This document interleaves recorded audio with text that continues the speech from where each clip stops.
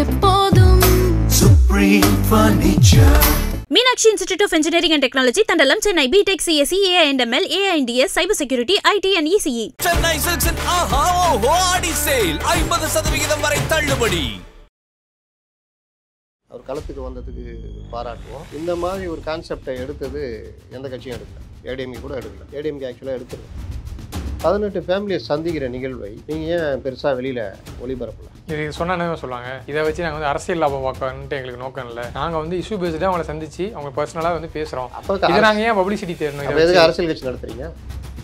Sorry கேட்காத அப்படின்னு கோஷம், பிரதான கோஷம் சாரி போதுமா? இவர் பேசுகிறாரு, நீங்கள் அவர்களிடம் சாரி கேட்கணும், 24 ஃபேமிலிட்டி சாரி கேட்கணும். சரிம்மா, எல்லாருக்கும் ஃபோன் பண்ணி சாரி பண்ணிட்டா முடிச்சிச்சா? என்னங்க கோரிக்கையாங்க இது? சொல்கிறீங்களா ரொம்ப நேரம் பேசணுன்ட்டு பேசி 2 பேர் மயக்கம் போட்டு விழுந்து ஏதாச்சும் அசம்பாவிதம் ஆச்சுன்னா இல்லாமல் இப்போ அதையும் தானே திட்டுவாங்க. விட்டு போயிடலாமா? நீட்டுன்னு பேசினா உடனே ட்ரால் பண்ணுறாங்க. சரி, நான் ஒன்றே ஒன்று கேட்குறேன் சார் உங்கள்கிட்ட. நேற்று நீங்கள் சொன்ன மாதிரி விஜய் போராட்டத்தில் நேரடியாக கலந்துக்காமல் எல்இடி மூலியமாவோ இல்லை வந்து நான் விஜயே கலந்துக்காமல் ஒரு ஆர்ப்பாட்டம் நடந்திருந்தா இப்போ என்ன சொல்லுவீங்க? விஜய் வர வந்துட்டார் சார், நேரடியாக களத்தில் இறங்கிட்டாரு, இறங்கி பேசியிருக்காரு. இறங்கி என்ன பண்ண? வணக்கம் சார். வணக்கம். தமிழக வெற்றி கழகத்தின் சார்பாக ஆர்ப்பாட்டம் நேற்று சக்ஸஸ்ஃபுல்லாக நடந்து முடிஞ்சிருக்கு. நீங்கள் சொன்னீங்க விஜய் வந்து களத்துக்கு வரணுன்ட்டு, களத்துக்கு வந்துட்டார். அதுவும் முதல் முறையாக ஒரு ஆர்ப்பாட்டத்தில் பங்கேற்று பேசியிருக்காரு. நீங்கள் நிறைய பேர் சொல்கிறாங்க தாவேக ஆர்ப்பாட்டம் சென்னையே ஸ்தம்பிக்கும், அந்தளவுக்கு எதிர்பார்த்தோம், ஆனால் வந்து எதிர்பார்த்த அளவுக்கு போராட்டம் இல்லை அப்படின்றாங்க. இப்போ தாவேக தொண்டர்கள் என்ன சொல்கிறாங்கன்னா, 20 நிமிஷம் தான் அந்த போராட்டமே நடந்துச்சுனாலும் இது பெரிய இம்பேக்ட் ஏற்படுத்தியிருக்கு. வந்து எல்லாருமே வந்து சிஎம்ஐ டைரெக்டாக அட்டாக் பண்ணி கண்டித்து பேசியிருக்காங்க. இது கண்டிப்பாக வந்து கட்சியோட அடுத்த கட்ட நகர்வுக்கு இது ஒரு மிகப்பெரிய ஒரு முக்கிய காரணியாக அமையும்னு சொல்கிறாங்க. சொல்லுங்கள் சார், என்ன சொல்கிறீங்க? அவர் களத்துக்கு வரணும்னு நான் மட்டும் சொல்லலை, எல்லாரும் சொன்னாங்க. முதல்ல ஒரு விஷயத்தை பாராட்டிடுவோம். அவர் களத்துக்கு வந்ததுக்கு பாராட்டுவோம். இந்த மாதிரி ஒரு கான்செப்டை எடுத்தது எந்த கட்சியும் எடுக்கலை. ஏடிஎம்கே கூட எடுக்கலை. ஏடிஎம்கே ஆக்சுவலாக எடுத்துருக்கணும். 24 ஃபேமிலியை அனுப்பிச்சிருக்கணும். அவங்களுக்கான நீதி மற்ற விஷயங்கள் சந்தித்தது, அதற்காக ஒரு போராட்டம் மாநில லெவலில் சென்னையில் நடத்துனது, இதெல்லாம் நல்ல விஷயம். ஆனால் நான் திரும்பி ஒரு விஷயம் சொல்லிட்டு இருப்பேன் தெரியுமா, இவர்களுக்கு அனுபவம் இல்லை. அந்த அனுபவம் வந்து நடைமுறையில் தான் அந்த பாடம் கிடைக்கும். இவர்கள் அதில் வந்து கவனம் செலுத்தணும்னு. ரெண்டாவது, புஷி ஆனந்துக்கோ இந்த ஜான் ஆரோக்கியசாமிக்கோ ஒரு நாலேஜ் இல்லாத பர்சன்ஸு இவங்கள தான் இவர் கூட வச்சுருக்காரு அப்படின்னு. நேற்று ஆர்ப்பாட்டத்தில் அது பெருசாக வெளிப்பட்டதா இல்லையா? என்கிட்ட ஒரு பத்திரிகையாளர் போன வெள்ளிக்கிழமையே என்னமோ வியாழன் வெள்ளின்னு நினைக்கிறேன், சார் சார் சார் என்ன சார் ஏதோ போட்டுக்கிட்டு இருக்காங்க, பெரிய சம்பவம் நடக்க போகுதுன்னு. என்ன சார், யாருங்க போட்டிருக்கா? இல்லை சார், தாவேகால தான் போட்டுக்கிட்டு இருக்கிறாங்க, பெரிய சம்பவம் நடக்க போகுது பாருங்கள், மிகப்பெரிய அறிவிப்பு அதுன்றாங்க. என்ன சார் ஆக போகுது, என்ன சார் பண்ண போகிறாங்க? அப்படியே ஒரு பதட்டமாக கேட்குறாரு. நான் சொன்னேன், என்னங்க இருக்கும், ஏதாவது விஜய் அந்த போராட்டத்துக்கு வர்றது மாதிரி ஏதாவது சொல்லுவாங்க, வேறு என்ன இருக்கும், இவங்க என்ன பெருசாக அறிவிக்க போகிறாங்க, இல்லைன்னா என்டிஏ வைப்ப போகிறாங்க அப்படின்னு பேசிட்டு வச்சிட்டேன். அப்புறம் எதுலன்னா அவங்களுடைய இதில் வலைதளத்தில் தான் சமூகம் எதுலேயும் பார்த்தா இல்லை, சும்மா ஒரு 4-5 பேர் இந்த சமூக வலைதளத்தில் களமாடிக்கிட்டு இருக்கிறவங்க பெரிய சம்பவம் அது இதுன்னு. அப்புறம் வந்து என்னான்லாம் போடல, நமக்கு தான் தெரியுமே இவர்களுக்கு பெரிய சம்பவம்னா விஜய் வெளியில் வர்றது தான். அதனால் விஜய் வெளியில் வரப்போகிறாரு அப்படின்னு சொன்னாங்க. நான் கூட இது என்ன நினச்சேன், வரேன்னு சொல்லுவார், ஒரு எல்இடி வச்சுட்டு அதில் பேசிட்டு போயிடுவார், வரமாட்டார் அப்படின்னு. இன்னொன்று, சென்னை ஸ்தம்பிக்கும் அப்படின்லாம் சொன்னாங்க. அதான் சென்னை ஸ்தம்பிக்க போகுது அதுன்னு. இன்னொரு பக்கம், நாங்கள் விஜய் வெளியில் வர ரெடி, பொதுமக்களுக்கு யார் பாதுகாப்பு கொடுப்பா? நாங்கள் எங்கள் தலைவரை பாதுகாத்துக்குவோம், பொதுமக்களை யார் பாதுகாப்புறது? இப்படிலாம் கூட கேள்வி எழுப்பினார். சேலம் மாவட்ட பார்த்திபன் ஒரு பேட்டியிலே நேராக கேட்பார், அந்த அருண்ராஜை தள்ளிட்டு இவர் பேசுவார். அந்த மாதிரி ஒரு பெரிய பில்டப்லாம் கொடுத்தாங்க. நேற்று என்ன நடந்தது? 2-3 விஷயம் பார்க்குறேன். முதல்ல நான் பாராட்டிட்டேன், அதுக்கடுத்து விமர்சனம். ஒரு மிகப்பெரிய போராட்டம் சென்னையில் இவர்கள் நடத்துகிறார்கள். அந்த போராட்டத்திற்கு பெரிய எதிர்பார்ப்பு இருக்குது. அப்போது அதை எப்படி சக்ஸஸ் பண்ணணும்?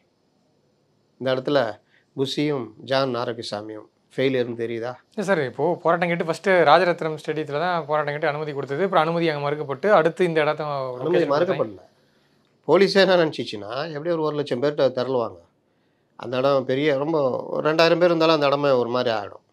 சரி, அதுக்கு இந்த மாதிரி கொடுத்துட்டா அந்த ரோடே கட் பண்ணி கொடுத்துட்டாங்க, தெரியும்ல, அது டபுள் சைடு ரோடு. அதை இப்படி கட் பண்ணி கொடுத்துட்டாங்க. அப்போ இங்கேருந்து இவர்கள் எவ்வளோ தூரம் வேணால் நிற்கலாம், பீச் அந்த எண்டு வரைக்கும். இப்போ ஜெயலலிதா இருந்த காலத்துலலாம் அந்த எம்ஜிஆர் நினைவு நாள் இதெல்லாம் பார்த்தீங்கன்னா அப்படியே ஸ்தம்பிச்சிடும் பீச் ரோடு ஃபுல்லாகவே. நீங்கள் நடக்கவே முடியாத அளவுக்கு அப்படியே பெரிய கூட்டம் இருக்கும். அந்த மாதிரி பெரிய ஸ்தம்பிச்சிடும்.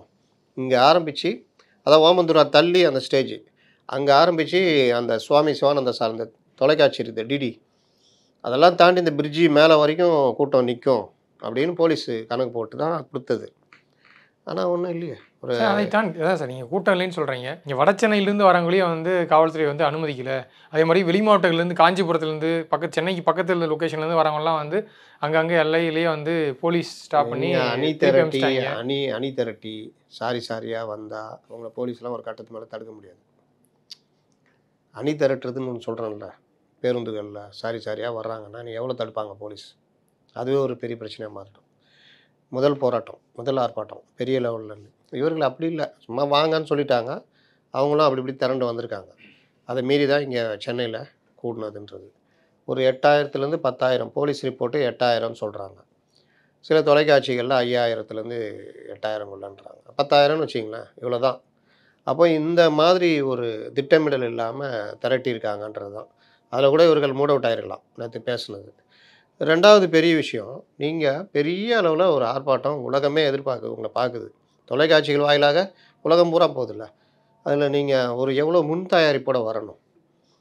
இப்போ ஒரு 18 ஃபேமிலி வந்துச்சு, 24 ஃபேமிலியில் 18 ஃபேமிலிக்கிட்டே வந்துட்டாங்க. 18 ஃபேமிலியில் ஒரு குறிப்பிட்ட அவங்க மேடையும் ஏற்றுறீங்க. முத நாள் 18 ஃபேமிலிகிட்ட நீங்கள் பேசியிருப்பீங்க. இதில் இவர்களுடைய மைனஸ் சொல்கிறேன் பாருங்கள். 18 ஃபேமிலியை சந்திக்கிற நிகழ்வை நீங்கள் ஏன் பெருசாக வெளியில் ஒளிபரப்பல? இது சொன்னால் என்ன சொல்லுவாங்க, இதை வச்சு நாங்கள் வந்து அரசியல் லாபம் பார்க்கணுன்ட்டு எங்களுக்கு நோக்கம் இல்லை. நாங்கள் வந்து இஷ்யூ பேஸ்டாக அவங்கள சந்தித்து அவங்க பர்சனலாக வந்து பேசுகிறோம். அப்போ இதை நாங்கள் ஏன் பப்ளிசிட்டி தேடணும்? அப்போ எதுக்கு அரசியல் கட்சி நடத்துகிறீங்க? சமூக சீர்திருத்த இயக்கமாக நடத்திட்டு போங்க. எதுக்கு தேர்தலில் போட்டிடுறீங்க? பண்ணாதீங்க. பரந்தூருக்கு எதுக்கு போனார்? அப்போ இவர் அரசியல் கட்சி நடத்தலைன்னா பரந்தூருக்கு ஏன் போகிறாரு கேட்டால், அதுவும் நாங்கள் வந்து ஒரு நல்ல நோக்கத்தோடு பண்ணுறோன்னா அப்போ எதுதான் அரசியல்ன்றது? உங்களை பொறுத்த வரைக்கும் பனையூரில் நீங்கள் சந்தித்து பேசுனது என் புகைப்படமாக கூட வெளியிட்டுருக்கலாம், அதே வெளியிடலைன்னு. இந்த மக்கள் 18 பேர் அரசியல்ன்றது என்னங்க? நாங்கள் வந்து இதை வச்சுக்கிட்டு நீங்கள் ஒரு பொதுமக்களுக்கு பதற்றத்தை ஏற்படுத்துகிற விஷயம் நான் சொல்ல வரல. இது போன்ற மக்களுக்கு நீங்கள் ஆதரவு அளிக்கிறது, அதை வந்து தொலைக்காட்சிகளில் நீங்கள் கூட யாரும் பண்ண வேணாம். இப்போ கவர்னர் மாளிகைலாம் ஃபங்க்ஷன் நடக்குது, இல்லை பெரிய ஃபங்க்ஷன் சிஎம் ஃபங்க்ஷன் நடக்குதுன்னா ஒரு யூடியூப்பு ஒரு அவங்க ஏற்பாடு பண்ணியிருக்க ஆள் எடுப்பாங்க. அது மிக்சரு எல்லாம் போட்டு இப்போலாம் வந்துடுச்சு. ஒரு 40, 50, 100 கனெக்ஷன் கூட வந்துடுச்சு.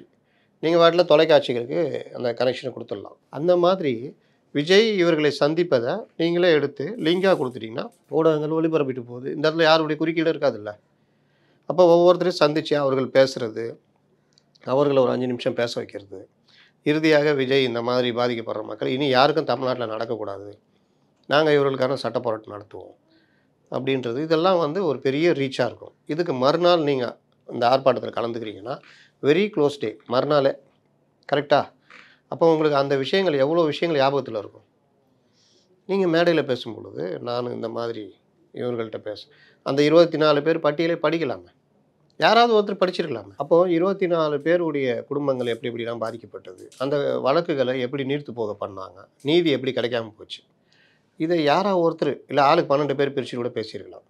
விஜய் இதோடைய தொகுப்பை நான் நேற்று சந்தித்தேன், இந்த மாதிரிலாம் கொடுமை நடந்திருக்குது, இது இனி யாருக்கும் நடக்கூடாது, இது தாங்க உங்களுக்கு. அப்போ உள்ளார்ந்த ஒரு ஈடுபாடோட அரசியல் நீங்கள் பண்ண வேணாம். ஆனால் ஹென்றி திபேன் பண்ணுறாருல்ல, அவர் ஒன்றும் அரசியல்வாதி கிடையாது. அப்போ அந்த உள்ளார்ந்த ஈடுபாடு, ஒரு கோபம் இருக்குல்ல, அந்த கோபத்தை நீங்கள் வெளிப்படுத்தியிருந்தீங்கன்னா அது ஒரு மிகப்பெரிய ஆர்ப்பாட்டத்தில் ஒரு மிகப்பெரிய ரீச் அடைஞ்சிருக்கும். நான் நேற்று பார்த்தது நான் ஏற்கனவே சொல்லிக்கிட்டே இருக்கிறேன். இந்த ஆர்ப்பாட்டத்துக்கு முன்னாடி கூட நான் ஒரு இதில் பதிவு பண்ணேன். இவர்கள் பெருசாக பண்ண மாட்டாங்க, விஜய் 5 நிமிஷம் கூட பேச மாட்டார், இதை பற்றி மட்டும்தான் பேசிட்டு போவார், அதை கூட பெருசாக பேச மாட்டாருன்னு சொன்னேன். சேம் நேற்று அதானே நடந்தது. இல்லை சார், எவ்வளோ நேரம் பேசுறது இல்லை, எவ்வளோ நேரம் பேசுறதுங்கிறது முக்கியம் இல்லை, பேசுனதை வந்து ஷார்ட்டாக, ஏன்னா அங்கே வெயில் இருந்துச்சு, தொண்டர்கள் இருந்தாங்க, நிறைய பேர் மயக்கம் போட்டு வந்து நம்ம லைவில் காட்டிட்டு தான் இருக்காங்க. ஸோ எவ்வளோ நேரம் ஆர்ப்பாட்டம் இல்லை, ஒரு ஆர்ப்பாட்டம் என்னது? முதல்ல நீங்கள் யார் சார்? கோஷம் உங்கள் பார்வை என்ன யார் பார்த்தாலும் இதே வார்த்தையை பேசிட்டு இருக்கீங்க. எல்லாருமே யார் பார்த்தாலும் இதாங்க.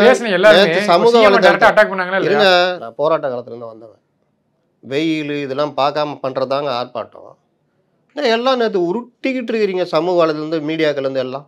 வெயில், தொண்டர்கள் இருக்காங்க, வேறு எவ்வளோ நேரம் பேச முடியும்? ஆர்ப்பாட்டினா பின்னாடி அவங்களுக்கு ஏசி போட்டு கொடுப்பாங்களா? பொதுமக்களுக்காக போராட்ட காலத்தில் தானே வந்திருக்கீங்க. என்னமோ வெள்ளைக்காரன் காலத்தில் நடந்த மாதிரி தடி அடியும் குண்டாந்தடியும் கொடுஞ்சிரியும் மாதிரி பேசுகிறீங்க. நம்ம எவ்வளோ நேரம் எவ்வளோ விஷயங்களை கழிக்கிறோம். யாரும் வந்து பெரிய இது கிடையாது. எல்லா தொண்டர்களும் வெயிலில் ஒரு இடத்துல ஆர்ப்பாட்டம்னா வெயில் தான் இருக்கும். அதுக்கு தானே தெரிஞ்சு தானே வர்றீங்க. 1 மணி நேரம் இருக்க, கூடுதலாக 1 மணி நேரம் இருக்க போகிறீங்க, அல்ல ஒரு அரை மணி நேரம் இருக்க போகிறீங்க. சினிமா தேட்டரில் காற்று கிடக்கல டிக்கெட் எடுக்கிறதுக்கு. என்னங்க பேச்சு இதெல்லாம்? தப்பான விஷயங்க இது. ஆர்ப்பாட்டம்னு வந்துட்டா 2 மணி நேரமோ 3 நேரமோ நம்ம வெயிலில் இருந்தால் ஆகணும். அப்படி சொல்கிறாங்க. அரெஸ்ட் பண்ணுறாங்கல்ல, நான் சொல்லிடுறேன். அரெஸ்ட் பண்ணுறாங்கல்ல. இப்போ நாங்களாம் அரெஸ்ட் ஆகிருக்கோம். இதே ராஜரத்னம் ஸ்டேடியத்தில் கொண்டு போய் வச்சுருந்துருக்காங்க. கடும் வெயில், ஒதுங்க கூட இடம் இருக்காது. இப்படி அடிக்கும் இந்த ஸ்டேடியத்தில் வந்து, இப்படி அடிக்கும். நீங்கள் அந்த படிக்கட்டில் எங்கேயும் உட்கார முடியாது, வேறு எந்த சைடும் போக முடியாது. ஆர்ப்பாட்டம்னா நீங்கள் இதுதாங்க. நீங்கள் காலையில் வந்துடுவீங்க 8 மணி 10 மணி ரெடியாகி வீட்டிலேருந்து கிளம்பி வர்றீங்க வச்சுக்கிங்க. வெயிலில் தான் கிடப்பீங்க. போலீஸ் அரெஸ்ட் பண்ணி வேனில் ஏற்றி ஒரு மண்டபத்தில் கொண்டு போய் அடைப்பாங்க. மொத்தமாக மண்டபத்தில் அடைக்கும் பொழுது அங்கே ஒரு 3 ஃபேனோ 4 ஃபேனோ இருக்கும். இப்போ இருக்கிற மாதிரி மண்டபம்லாம் அப்போ கிடையாது. நீங்கள் பார்த்தீங்கன்னா கழிவறை இது இருக்காது, சாப்பாடுன்னு தரவே மாட்டாங்க. அது ஒரு பெரிய போராட்டத்துக்கு அப்புறம் எங்கே ஒரு ஹோட்டலில் போய் துட்டு கொடுத்து வாங்கிட்டு வந்தால் தானே அவன் ஒழுங்காக தருவான். காஞ்சி போன ஒரு புளியோதரை இதை தான் வரும். போராட்ட காலத்தில் வந்து இதெல்லாம் ஒரு மேட்டரே கிடையாதுன்ட்டு போய்கிட்டு இருப்போம். ஏன்னா சோறுக்காக வந்தோம், போராட வந்தேன், போயா பார்த்துக்கலான்னு சொல்லிட்டு ஒரு நாள் நான் உண்ணாவிரதம் தான் இருக்க மாட்டோமா, அப்படி போவோம். தண்ணி கூட கிடைக்காது. இதெல்லாம் கடந்து தாங்க அரசியல். நீங்கள் உட்காந்துக்கிட்டு இந்த சமூக வலைதளத்தில் உருட்டு என்ன பேசணுமோ எவ்வளோ நேரம் பேசுறதுன்ற மேட்ரு இல்லை, எதை பேசுறான் தான் மேட்ரு. அவங்க இன்னும் என்ன சொல்றாங்க, எல்லாம் 3/4 மணி நேரம் பேசுனீங்க. தாவேக தொண்டர்கள் என்ன சொல்றாங்கன்னா, இதை தாண்டி கலைஞர் ஒரு ஈழத்தமிழருக்காக ஒரு ஆர்ப்பாட்டம் பண்ணாரு. அந்த மாதிரி ஆர்ப்பாட்டம் இல்ல அது. நீங்களும் அவங்கள ஒண்ணா போ, கலைஞர் அப்படி பண்ணா நாங்களும் அப்படி பண்ணுவோமா, அப்படி சொல்ல வரீங்களா? இல்ல அதை மீறி நாங்க சொல்றோம். கலைஞர் 2 மணி நேரம் பார்த்துட்டு போயிட்டாரு. நாங்க வந்து என்ன விமர்சிக்காம இருந்தோம், இல்ல அரசு விமர்சிக்காம நாங்க ஏதாச்சும் இவங்களை மட்டும் பேசிட்டு போயிட்டோமா? ஒரு மண்ணும் இல்ல, ஒருத்தர் ரிசைன் பண்ணுங்கன்னு சொல்றாங்க. ஒரு மண்ணும் கிடையாதுன்றாங்க. சாரி கேட்கணும், மத்த எல்லா கம்யூனிட்டி சாரி கேளுங்க. ஒருத்தர் சாரி கேளுன்றாரு. சாரி கேட்காத அப்படின்னு கோஷம், பிரதான கோஷம் சாரி போதுமா. இவர் பேசுகிறாரு, நீங்கள் அவர்களிடம் சாரி கேட்கணும், 24 ஃபேமிலிட்டி சாரி கேட்கணும். சரிம்மா எல்லாருக்கும் ஃபோன் பண்ணி சாரி பண்ணிட்டா முடிஞ்சிச்சா? என்னங்க கோரிக்கையாங்க இது? 24 குடும்பங்கள் எப்படிலாம் பாதிக்கப்பட்டாங்க, ரத்த சாட்சியாக பின்னாடி நிற்கிறாங்கங்க அவங்க. நீங்கள் ஒரு நாள் முன்னாடி சந்திச்சிருக்கீங்க, அவங்கள்ட்ட எப்படிலாம் பாதிக்கப்பட்டாங்க அதை நீங்கள் வந்து அவங்களுக்கு சொல்ல தெரியாது. அது ஒரிஜினல் பேசினாரு சார். இங்க இருக்க குடும்பத்தை எல்லாத்தையும் வந்து அக்யூஸ்டா அது ஒரிஜினல் என்ன பேசினாரு? இங்க இருக்கவங்களோட அவங்க குழந்தைங்கள என்ன நினைப்பாங்க, ஒரு அக்யூஸ்டோட குழந்தையா தான் அவங்க வந்து போர்ட்ரேட் பண்ண போறாங்க. ஏங்க எவ்வளோ நேரம் பேசினாரு? சும்மா இதை உருட்டிட்டு விடாது. ஆளுக்கு 2 நிமிஷம் பேசுறதுக்கு நீங்கள் உங்களுக்கு ஒரு அந்த இதுவே இல்லை பார்த்தீங்களா? உயிர்ப்பான ஒரு கோபம் இருக்கும்ல, இவ்வளோ பேர் அதை கொஞ்சம் விவரித்து பேசுவோம். அந்த இவ்வளோ பேர் வந்திருக்கான், 5000 பேர் வந்திருக்கான், அவன்கிட்ட போய் போனால் அவன் ஒரு ஆளுக்கு ஒரு 5 பேர்னா 25,000 பேர்கிட்ட போய் சேரும். அப்போ நீங்கள் இந்த விஷயம் ஊடகங்கள் மூலிமா இது மூலிமா பெருசாக பேசப்படும். எப்படி பேசுவாங்க? இந்த மாதிரி பேசினா தான் இந்த விவகாரம் போகும். 24 ஃபேமிலி யாருக்கு தெரியும்? அஜித்குமார் மரணத்துக்கு அப்புறம் தான் 24 இது நடந்திருக்கா அப்படின்றது வருது. அப்போ 24 ஃபேமிலி பற்றியும் ஒரு சின்ன இது மாதிரி ஆளுக்கு 12 பேசினா கூட அந்த விஷயம் பெருசாக வரும். அப்புறம் என்ன அநியாயம் நடந்திருக்கு, யாருக்கு இந்த மாதிரி உதவி இழப்பீடே கொடுக்காம இருந்தது, அப்புறம் இது ஒன்றும் இல்லை இட்லி சாப்பிட்டு செத்தான், தடிக்கு ஒன்று செத்தான், வாந்தி எடுத்து செத்தான்னு எத்தனை விஷயங்கள் மறைக்கப்பட்டது, இதெல்லாம் தானேங்க சொல்கிறது தானுங்க அந்த ஆர்ப்பாட்டம். ஒன்றுமே இல்லையேங்க. நீங்கள் அப்படியே அரச பயங்கரவாதம் இந்த வார்த்தைலாம் என்னங்க, இதெல்லாம் சாதாரண ஆளுக்கு புரியுமா? அரச பயங்கரவாதத்தில் உயிரிழப்புகள் சகஜம்தான் நியாயம்தான் வார்த்தையை தவறி பேசுகிறாரு. அது ஒரு தனியாக ட்ரால் ஆகிட்டு இருக்குது.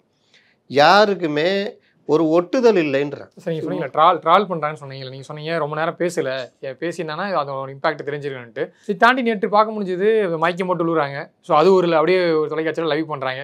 இந்த போதிய ஏற்பாடெல்லாம் செய்யலையா எப்படி பண்ணுறாங்கன்ட்டு. யாருனே தெரியாத ஒரு 2 பேரை பிடிச்சி அவங்ககிட்ட ஒரு பேட்டி எடுத்து அதை ஒரு ட்ரால் மெட்டீரியல் ஆகுறாங்க. இன்றைக்கி வந்து பார்த்தீங்கன்னா அந்த ஆர்ப்பாட்டம் நடந்த இடத்துல வந்து எவ்வளோ சேதங்கள்லாம் நடந்திருக்கு. ஒரு கட்சியாக என்ன ஆர்கனைஸாக பண்ணியிருக்கீங்களா, ஏன்னா உங்கள் கட்சி தொண்டரெல்லாம் இப்படி இருக்காங்கன்னு சொல்லிட்டு அது வந்து மதிப்பீடு செஞ்சுட்ருக்கோம். இழப்பீடு வந்து தாவேக்காட்டிருந்து வாங்குவோம் அப்படின்னு சொல்லிட்டு இப்படி தாவேக்காவை குறி வச்சு இப்படி பல்வேறு வகையில் அட்டாக் பண்ணுறாங்க. ஸோ இந்த நேரத்தில் வந்து நீங்கள் சொல்கிறீங்களா ரொம்ப நேரம் பேசணுன்ட்டு, பேசி 2 பேர் மயக்கம் போட்டு வந்து ஏதாச்சும் அசம்பாவிதம் ஆச்சுன்னா இப்போ அதையும் தான் எடுத்துவாங்க. விட்டு போயிடலாமா? ட்ரால் பண்ணுறாங்கப்பா, நீட்டுன்னு பேசினா உடனே ட்ரால் பண்ணுறாங்க. சார் சரி, நான் ஒண்ணே ஒன்று கேட்குறேன் சார் உங்கள்கிட்ட. நேற்று நீங்கள் சொன்ன மாதிரி விஜய் போராட்டத்தில் நேரடியாக கலந்துக்காம எல்இடி மூலியமாவோ இல்லை வந்து நான் விஜயே கலந்துக்காம ஒரு ஆர்ப்பாட்டம் நடந்திருந்தா இப்போ என்ன சொல்லுவீங்க? செய்வாங்க. விஜய் வர ஆமாம் வந்துட்டார் சார், நேரடியாக களத்தில் இறங்கிட்டாரு, இறங்கி பேசியிருக்காரு. இறங்கி என்ன பண்ணார்? சிஎம் டைரக்டா அட்டாக் பண்றாரு.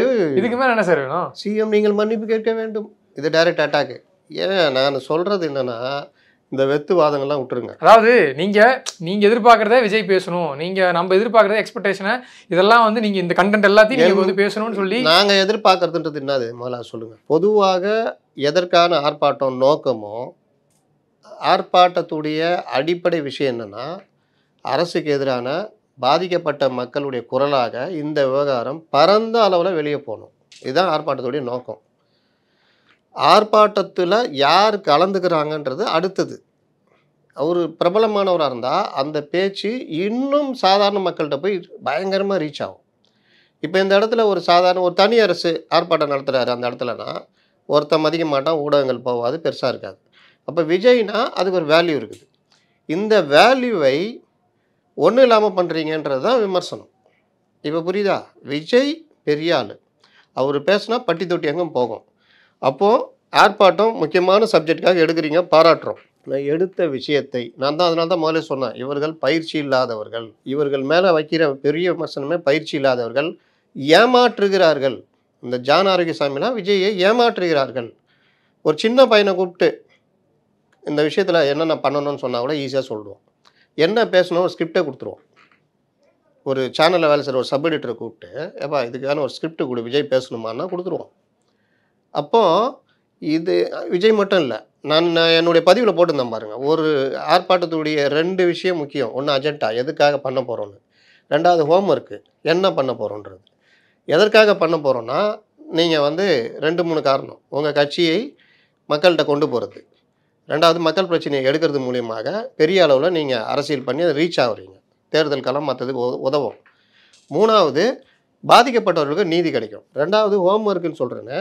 இந்த விவகாரத்தில் எல்லாருக்குமே எல்லாமே தெரிஞ்சிருக்காது. அப்போ என்ன நடந்திருக்கு அப்படின்றத நம்ம படிக்கணும் எடுத்து, இல்லையா? படித்தவர்கள்ட்ட கூப்பிட்டு எனக்கு ஒரு ஸ்கிரிப்ட் கொடுப்பா, இந்த மாதிரி விஷயம் என்னென்ன நடந்திருக்குன்னு கொஞ்சம் கொடு. அப்புறம் அதில் சந்தேகம் கேட்டுக்கிறது, அதில் கொஞ்சம் உள் வாங்கிக்கிறது, இதெல்லாம் வச்சுக்கிட்டு ஒரு ஹோம்ஒர்க் பண்ணிவிட்டு வந்து நிற்கும் பொழுது மேடையில் நீங்கள் தெளிவாக பல விஷயங்களை பேசலாம். என்ன பார்த்தா விஜய் ஹோம்ஒர்க்கே பண்ணாமல் தான் வந்திருக்காரு. ஹோம்ஒர்க்கே பண்ணல. ஹோம்ஒர்க்குனால அவங்களுக்கு என்னன்னு தெரியாதுங்க. விஜய் மட்டும் இல்லைங்க, நான் எல்லாரையும் சொல்லியிருக்கேன், நல்லா கவனிங்க. அப்போ விஜய் வந்து 24 பேர் பாதிக்கப்பட்டதை விவரித்து பேசி அதை உருக்கமாக எவ்வளோ பாதிக்கப்பட்டது, காவல்துறையுடைய இது எப்படி இருக்குது, இந்த மாதிரி விஷயங்கள்லாம் எப்படி தடுக்கப்படணும், சட்ட ரீதியாக நாங்கள் இவங்களுக்கு எவ்வளோ துணை நிற்போம், இவர்களுக்கு என்ன அநீதி நடந்திருக்கிறது, அஜித் குமாருக்கு என்ன அநீதி நடந்திருக்குது, அவர் தம்பிக்கு வேலை கொடுக்குறேன்னாங்களா அதில் என்ன அநீதி நடந்திருக்குது. இன்னொன்று படித்தேன் சார், நிகிதான்னு ஒரு பேர் அடிபட்டுட்டே இருக்கு, அந்த விஷயத்தை பேசுறது. நீதிமன்றம் தான் தலையிட்டு ஒரே ஒரு வார்த்தை போகிற போக்கில், நீதிமன்றம் தான் எல்லாவற்றுக்கும் தீர்வு என்றால் நீங்கள் எதற்கு? என்ன திருக்குறளா சொல்கிறீங்க?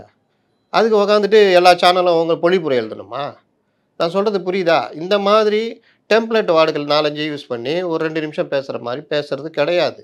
நீங்கள் தலைவராக வந்துட்டீங்க. இப்போ விஜயகாந்த் எடுத்துக்கங்க, இதே சினிமா துறையில் தான் வந்தார். அவர் பேசினார்னா பிரவாகம் மாதிரி வரும், விஷயங்கள் அடின்னு அடிப்பார். இத்தனைக்கும் அப்போ 2 பெரிய தலைவர்கள். கொஞ்சம் மிஸ் ஆனால் ஜெயலலிதாலாம் தூக்கி உள்ளே வச்சுருவாங்க. ஜெயலலிதாலாம் அந்த அளவுக்கு பண்ண முடியாது.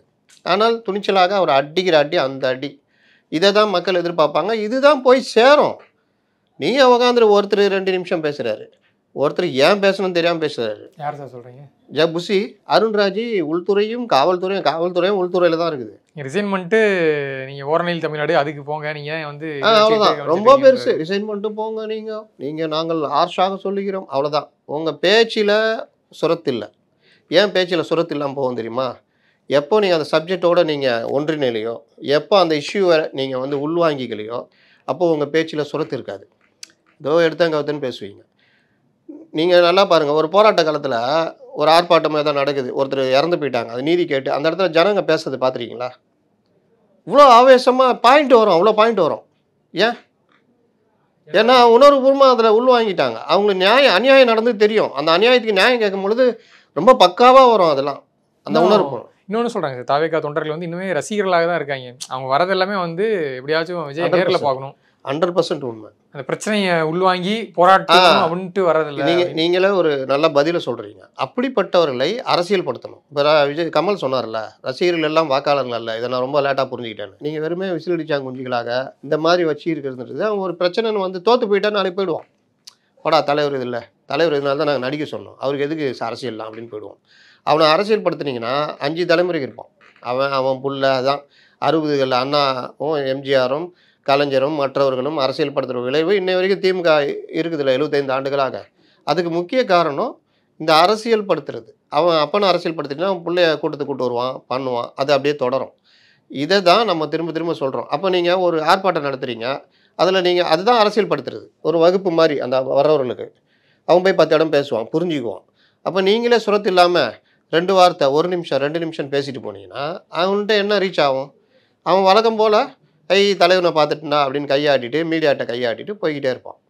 இவர்களே அரசியல் ஆகலைங்க. அதாங்க இப்போ பிரச்சனை என்னென்னா மேடையில் நிற்கிறவர்களே இன்னும் அரசியல் பயப்படுத்த. நீங்கள் சொல்கிற முக்கிய காரணம் சீனியர் அரசியல் தலைவர்கள் முன்னோடிகள் யாரும் கூட இல்லை. ஒன்று. 2வது, நீங்கள் முயற்சி எடுக்கணும்ல.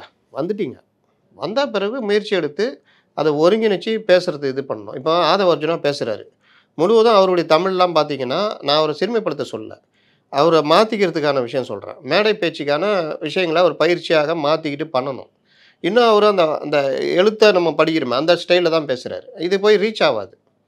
எல்லா இடத்துலையுமே வந்து நீங்கள் மக்களோட ஒன்றி இணையணும்னா இப்போ மற்றவங்களாம் எப்படி பேசுகிறாங்க?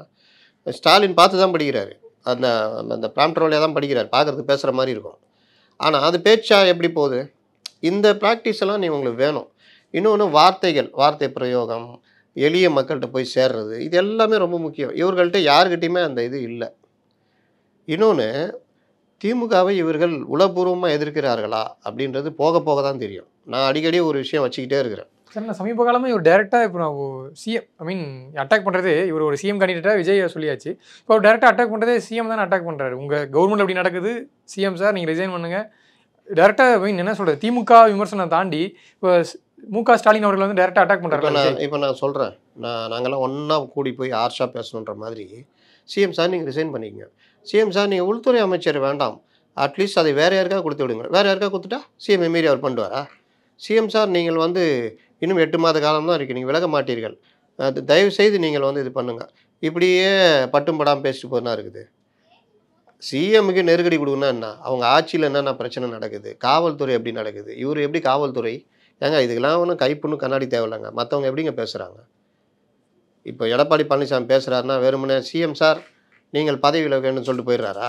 என்ன நடக்குது டெய்லி என்னென்ன நடக்குது அதெல்லாம் எடுத்து தொகுத்து பேசணும். இன்னொன்று, நான் திரும்ப இவர் மேலே வைக்கிற குற்றச்சாட்டு, உன் இஷ்டத்துக்கு பேசணுமா அவர்? அந்த சப்ஜெக்ட்னா அது மட்டும்தான் அவர் பேசுவார்னு நமக்கு உட்காந்து இவங்க கீழே அந்த லகட பாண்டிகள் வந்து பதில் கொடுத்துட்ருக்காங்க. விஷயம் என்னென்னா, நீங்கள் ஒரு அரசியல் தலைவர் 1/2 மணி நேரம் பேசுகிறீங்க அப்படின்னா எந்த நோக்கமோ அதை வந்து பிரதானமாக பேசிட்டு மற்ற விஷயங்களையும் தொடணும்ல. மக்கள் தமிழ்நாட்டில் பலரும் பல விஷயம் பாதிக்கப்பட்டிருக்காங்க. எல்லா விஷயத்தையும் தொட்டிங்கன்னா தான் எல்லாருக்குமே ரீச் ஆகும், கனெக்ட் ஆவீங்க. வர்றது அதையும் அந்த அஜித்குமார் மேட்டர் ஒன்றும் இல்லை, அஜித்குமாருக்கு இது நீதி கிடைக்கணும், இது கிடைக்கணும். இன்னொன்று இவர்களுடைய பார்வை பாருங்கள், எஸ்ஐடி வேணும், சிபிஐ வேணும். நான் கேட்குறேன், அண்ணா நகர் சிறுமி மேட்டரில் 7 ஐபிஎஸ் ஆஃபீஸர் கொண்ட எஸ்ஐடி போட்டுச்சு, சுப்ரீம் கோர்ட்டே போட்டுச்சு. என்ன அதில் என்ன உடனே சார்ஜ் ஷீட் போட்டதாக பண்ணிட்டாங்களா? இப்போ வரைக்கும் அது என்ன நிலமையில் இருக்குது யாருக்கு தெரியும்? வழக்குகள் வந்து சிபிஐ எஸ்ஐடிலாம் மேட்ரு இல்லை. அந்த நேர சூழ்நிலையில் அந்த வழக்கு எப்படி போகுது என்னென்ன இப்போ சிபிஐக்கு போட்டிருக்காங்க. இவர்களுக்கு தெரியல, இவங்க வழக்கறிஞராக சொல்லணும்ல. இந்த நிர்மல்குமார்லாம் அட்வொகேட்டு தானே, நீதிமன்ற மேற்பார்வையில் தானே சிபிஐ வழக்கு. 1 மாதத்துக்குள்ளே சார்ஜ் ஷீட் ஃபைல் பண்ணோம் நீதிமன்றம் சொல்லுது இல்லை, நாங்கள் தொடர்ந்து கண்காணிப்போம் நீதிமன்றம் சொல்லுது இல்லை. அப்புறம் சிபிஐ தேவையில்லைன்னா தெரியுதா இவர்களுடைய இது? என்ன சொல்கிறேன்னா, நீங்கள் வந்து ஜெயராஜ் ஃபெனிக்ஸ் அந்த வழக்கில் வந்து நீங்கள் சிபிஐ ஏன் கொடுத்தீங்கன்னு சொல்லி கேட்டீங்க. இப்போ மட்டும் நீங்கள் போய் ஒன்றிய அரசு பின்னாடி ஒளிஞ்சு அவங்க தானே கேட்டாங்க, நீங்கள் ஏங்க கேட்குறீங்கன்ற அவங்க கேட்டாங்க. சிபிஐ இவர் சொல்கிறார் ஆர்எஸ்எஸ் உடைய கைப்பாவை சிபிஐ. இதெல்லாம் என்ன? இதெல்லாம் கவர்மெண்ட்டுடைய ஏஜென்சிங்க. அது கவர்மெண்ட்டு, சென்ட்ரல் கவர்மெண்ட்டு சில நேரம் தப்பாக யூஸ் பண்ணுவாங்க. பட் அரசியலாக பேசும்போது கரெக்டாக தானே சார்? அது அப்படி ஏஜென்சியில் நீங்கள் அப்படி கண்டபடி பேசணும் அப்படி நான் கேட்குறேன். சார், அரசியல் கட்சி சொல்கிறேன் நம்ம பேச முடியாது அப்படி. ஆனால் அரசியல்வாதிகள் என்ன சொன்னாங்க, அரசியல்வாதிகளும் சரியாக பேசினால்தான் அவர்கள் அரசியல்வாதி. இப்போ இருக்கிறது பாதி வந்து வாட்ஸ்அப்பை நம்பிக்கிட்டு ஓட்டின்னு இருக்குது. கண்டிப்பாக சார், பொறுத்திருந்து பார்க்கலாம். 8 மாதங்கள் இருக்குது.